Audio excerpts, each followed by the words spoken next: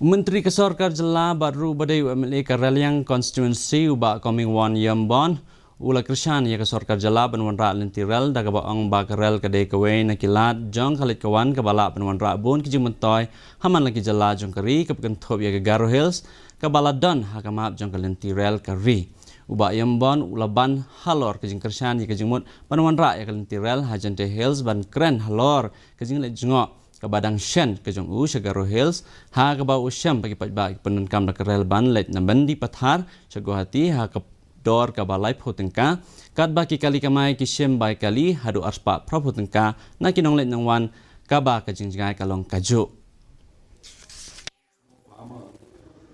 they carry maybe 1 basket 2 basket of fruit any production from there they can sell to God a lot of profit. Even in the essential commodities also. Suppose rice increase to get 30 rupees that time. And what that time? In the month of August, I got from the shop, what is the price of this? Rice increase to is 31 rupees. Here in Shillong is 44 rupees. That much is the difference. Ketenat Pulit Jangka West Khasi Hills District